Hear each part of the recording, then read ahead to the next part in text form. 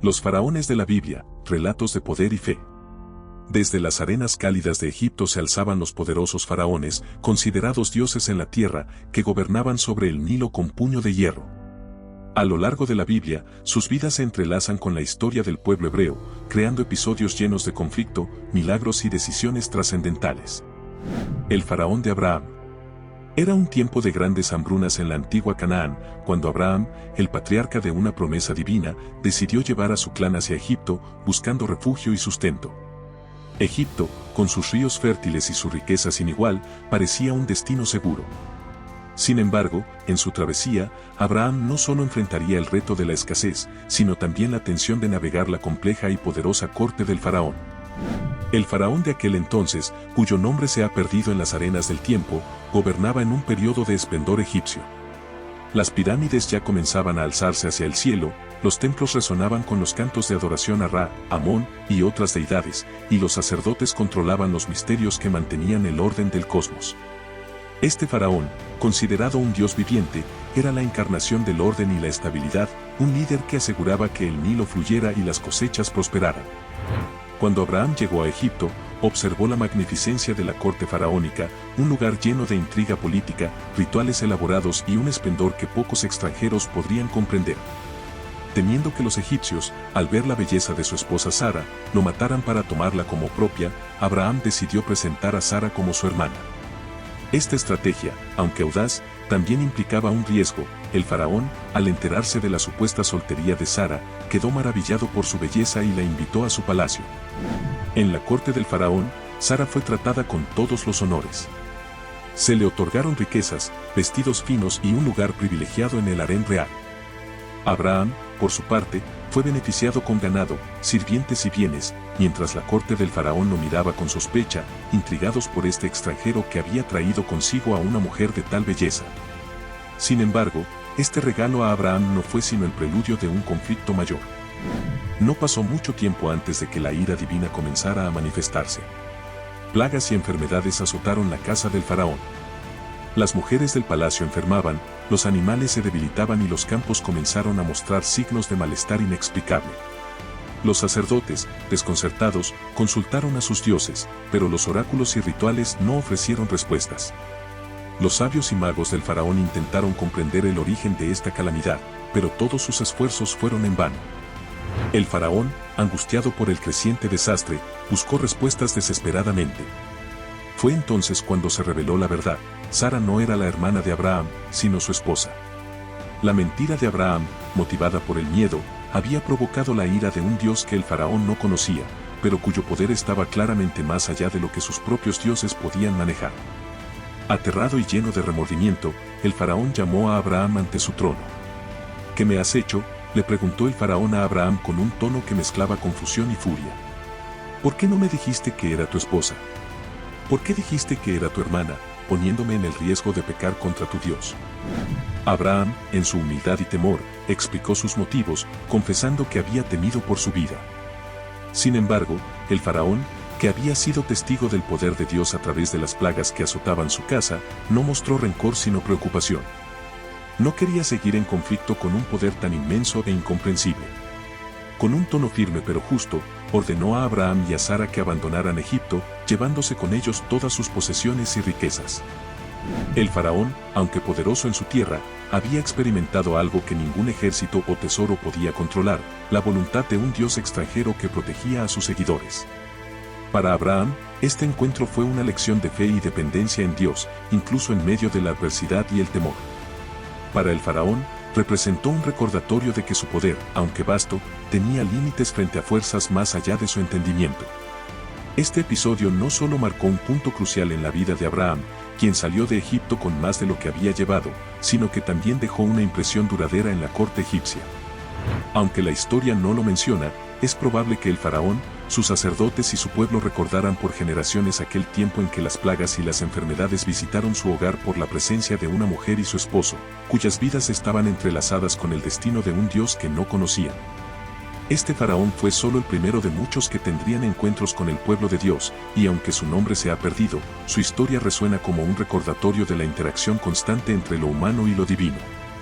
Fue una advertencia de que, incluso en los lugares más poderosos y avanzados del mundo antiguo, la soberanía divina podía manifestarse de maneras inesperadas y cambiar el curso de la historia. Otro gran faraón que menciona la Biblia es el faraón de José.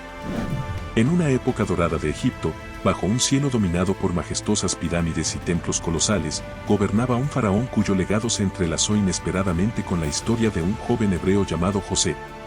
Este faraón, cuyos dominios se extendían a lo largo del fértil valle del Nilo, supervisaba una tierra rica y poderosa, donde la abundancia y el orden eran sinónimos de su reinado. Sin embargo, en medio de este esplendor, comenzaron a surgir sueños que perturbaban su paz, sueños que ninguno de sus sabios, magos o consejeros podía interpretar con certeza. El faraón, acostumbrado a tener el control absoluto y a ser venerado como un dios viviente, se encontró inquieto por la naturaleza de sus visiones nocturnas. En uno de sus sueños, vio 7 vacas gordas y hermosas que salían del río, seguidas de 7 vacas flacas y feas que devoraban a las primeras. En otro sueño, contempló 7 espigas de grano llenas y saludables, que fueron consumidas por 7 espigas delgadas y marchitas. Estos sueños, repetitivos y vívidos, lo llenaron de preocupación, pues intuía que portaban un mensaje importante, un presagio de lo que estaba por venir. Desesperado por una respuesta, el faraón convocó a todos los sabios de Egipto, quienes intentaron, sin éxito, descifrar el significado de sus sueños. Fue entonces cuando el copero del faraón, recordando su tiempo en prisión, habló de un joven hebreo, José, quien había interpretado con precisión sus propios sueños y los del panadero real. José, olvidado y encarcelado injustamente, fue rápidamente traído ante el faraón. José, un hombre cuyo espíritu no había sido quebrantado por la adversidad, se presentó ante el faraón con humildad, reconociendo que no era él, sino su Dios, quien daba la interpretación correcta. Al escuchar la petición del faraón, José explicó con claridad y seguridad que los sueños eran un mensaje divino. Los 7 años de abundancia representados por las vacas gordas y las espigas llenas serían seguidos por 7 años de hambruna severa, simbolizados por las vacas flacas y las espigas marchitas. La hambruna sería tan devastadora que borraría todo rastro de los años de abundancia. El faraón, impresionado por la sabiduría y la serenidad de José, no solo aceptó la interpretación, sino que vio en José a un hombre con la visión y la capacidad para actuar. Reconociendo la importancia de prepararse para lo que vendría, el faraón tomó una decisión audaz y sin precedentes, nombró a José como su visir, el segundo en mando de todo Egipto.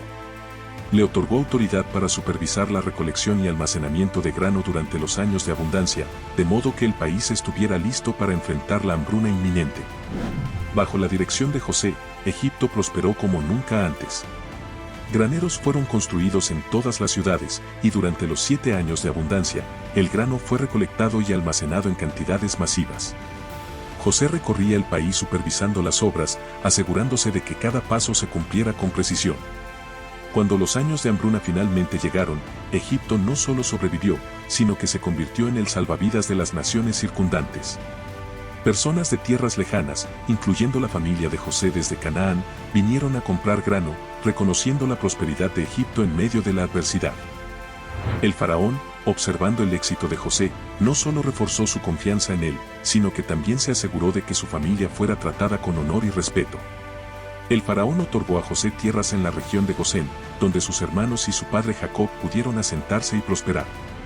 A través de esta muestra de bondad y generosidad, se fortalecieron los lazos entre Egipto y los hebreos, creando un periodo de paz y prosperidad que sería recordado por generaciones. Sin embargo, más allá de la política y la economía, la historia del faraón y José destaca un momento de apertura y humildad por parte de un gobernante absoluto. A pesar de su estatus divino, el faraón reconoció la sabiduría que venía de una fuente más allá de sus propios dioses y de su propia corte.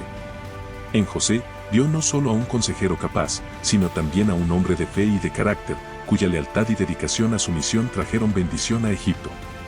Este faraón es recordado como uno de los pocos que supo abrirse a la influencia de un dios ajeno a los templos de Egipto, permitiendo que las bendiciones fluyeran a su pueblo a través de la obediencia y la buena administración.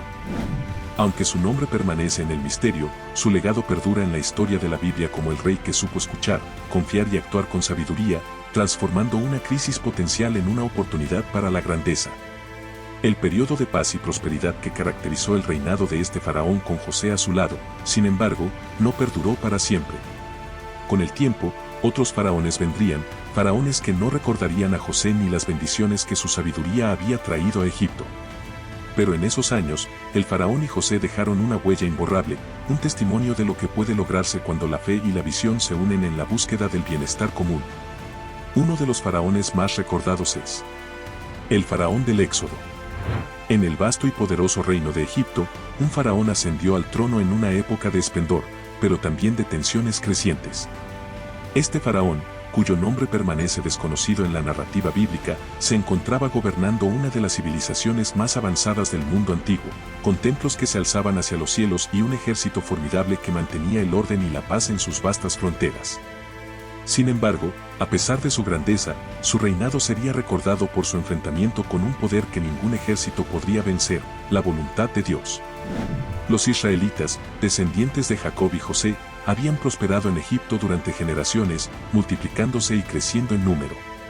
Lo que alguna vez había sido una relación de cooperación mutua se transformó en una fuente de preocupación para el faraón. Temiendo que los israelitas se convirtieran en una amenaza interna, capaz de aliarse con enemigos externos en tiempos de guerra, el faraón tomó una decisión drástica: esclavizar al pueblo hebreo y someterlo a trabajos forzados. Los israelitas fueron obligados a construir las ciudades de Pitón y Ramsés, trabajando en condiciones duras y crueles, bajo el yugo de los capataces egipcios. Pero, a pesar de la opresión, el pueblo de Israel continuó creciendo, y el faraón, en un acto de desesperación y crueldad, ordenó que todos los niños varones hebreos fueran arrojados al Nilo al nacer. Fue en este contexto de desesperanza y sufrimiento que nació Moisés, salvado por la valentía de su madre y criado en la misma corte del faraón, sin que éste supiera que el futuro líder de la rebelión de los hebreos estaba creciendo bajo su propio techo. Con el tiempo, Moisés huyó de Egipto tras un altercado en el que defendió a un esclavo hebreo, matando a un egipcio. Se refugió en el desierto de Madián, donde vivió como pastor durante años. Allí, en el monte Horeb, Moisés tuvo un encuentro con Dios en la forma de una zarza ardiente, un momento que cambiaría el destino de su vida y el de su pueblo. Dios le encomendó la misión de regresar a Egipto y liberar a su pueblo de la esclavitud, prometiéndole que estaría con él en cada paso del camino. Moisés regresó a Egipto junto con su hermano Aarón, y se presentaron ante el faraón con un mensaje claro y poderoso: así dice el Señor, Dios de Israel, deja ir a mi pueblo para que me celebre una fiesta en el desierto. Pero el faraón, en su soberbia y confiado en su poder, se negó a escuchar. Su corazón se endureció, y no solo rechazó la petición de Moisés, sino que aumentó la carga sobre los israelitas, ordenando que buscaran su propia paja para hacer ladrillos sin reducir la cuota diaria de producción. Este acto de terquedad desató una serie de eventos que demostrarían el poder de Dios sobre Egipto. Moisés, en obediencia al mandato divino, desató 10 plagas sobre la tierra de Egipto, cada una dirigida a socavar la autoridad del faraón y desafiar las creencias egipcias. 1. El agua convertida en sangre. El río Nilo, la arteria vital de Egipto, se transformó en sangre. Los peces murieron, el agua se volvió imbebible, y los egipcios sufrieron las consecuencias de un recurso esencial contaminado. 2. La plaga de las ranas. Incontables ranas salieron del río, invadiendo casas, camas y utensilios, llenando el país de incomodidad y desorden. 3. Los piojos. Toda la tierra de Egipto fue infestada de piojos, afectando a hombres y animales por igual, generando una plaga de sufrimiento y malestar.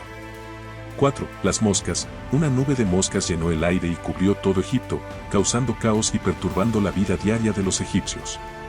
5. La muerte del ganado. Una peste afectó al ganado de Egipto, matando a caballos, burros, camellos, vacas y ovejas, golpeando la economía y la capacidad de sustento del pueblo egipcio. 6. Las úlceras. Llagas y úlceras dolorosas aparecieron en los cuerpos de los egipcios y sus animales, demostrando la vulnerabilidad física del faraón y su pueblo ante el poder divino. 7. El granizo.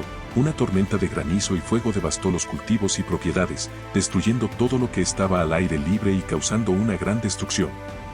8. Las langostas. Las langostas invadieron Egipto, devorando lo que quedaba de la vegetación y arrasando con cualquier esperanza de recuperar las cosechas. 9. La oscuridad. Una oscuridad total cubrió Egipto durante 3 días, una oscuridad tan densa que podía palparse, sembrando el miedo y la desesperación en el corazón de los egipcios. 10. La muerte de los primogénitos. En la última y más devastadora plaga, todos los primogénitos de Egipto, desde el hijo del faraón hasta el hijo del prisionero más humilde, murieron en una sola noche. Esta plaga quebró finalmente la voluntad del faraón, quien, en un acto de desesperación y dolor, ordenó a Moisés y a los israelitas que se fueran de Egipto.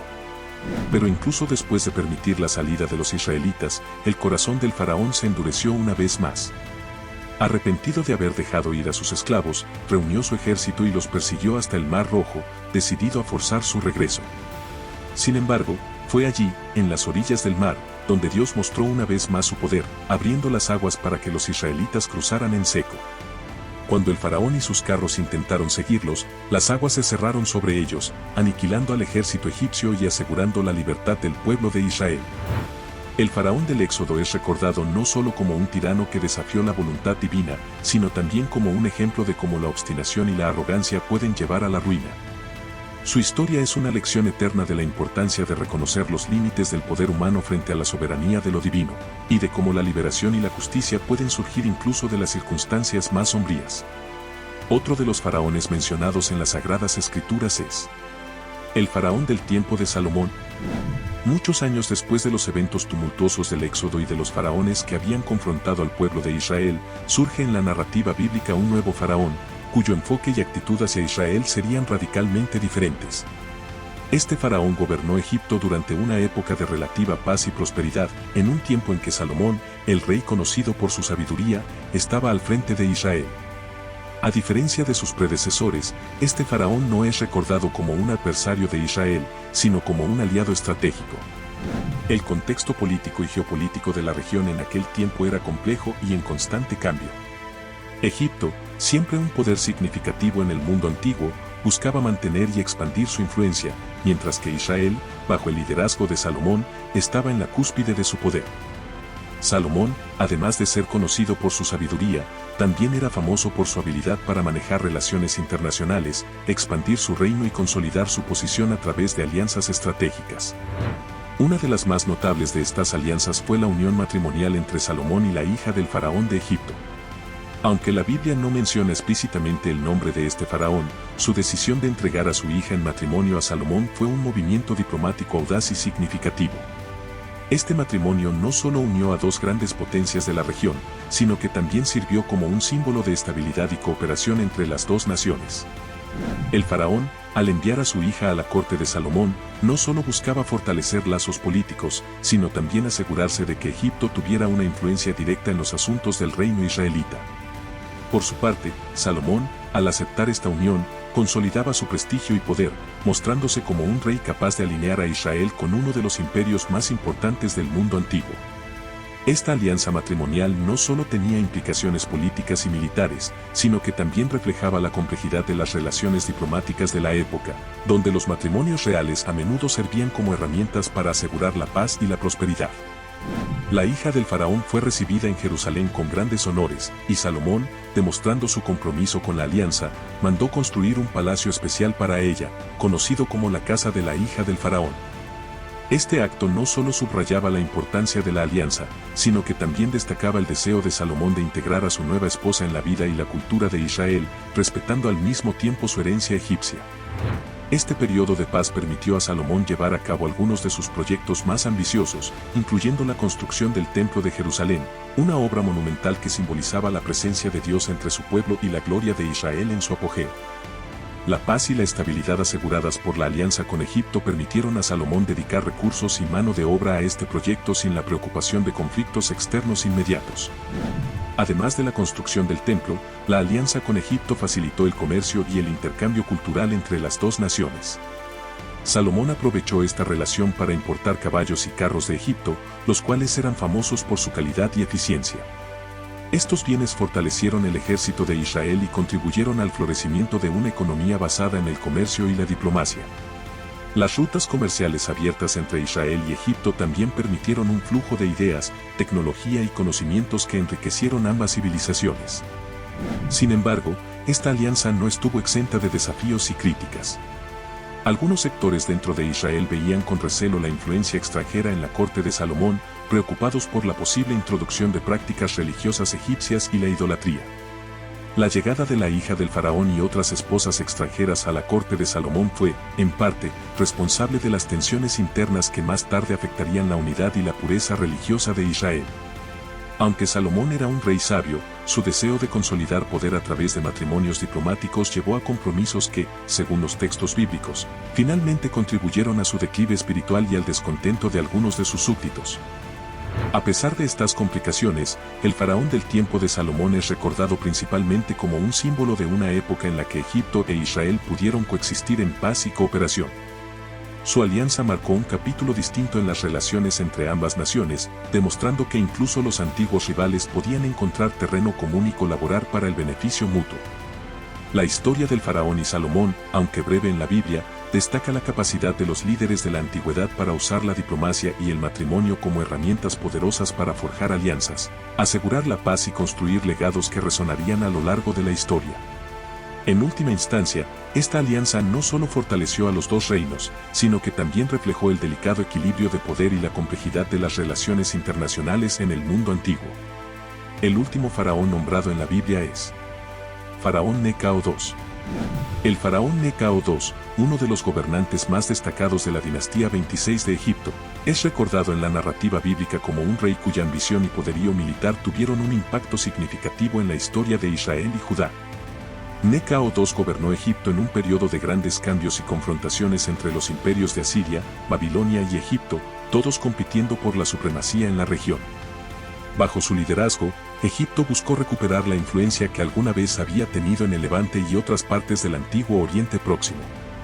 Durante su reinado, Necao II se embarcó en una serie de campañas militares destinadas a expandir el control egipcio y reforzar la posición de su nación frente a las crecientes amenazas de Asiria y Babilonia. Una de sus estrategias clave fue fortalecer el dominio egipcio sobre los territorios al norte de Canaán, donde las luchas de poder y las guerras intestinas entre los reinos locales habían dejado un vacío de poder. Fue en este contexto que Necao II se encontró en conflicto directo con Josías, rey de Judá. Josías, conocido por su dedicación a la reforma religiosa y su intento de restaurar el culto a Yahvé en Judá, gobernaba un reino que buscaba independencia y estabilidad en medio de la turbulencia regional. Josías, motivado por su fe y su deseo de preservar la autonomía de Judá, decidió confrontar al ejército egipcio cuando Necao II marchaba hacia el norte para apoyar a los asirios contra el avance babilónico.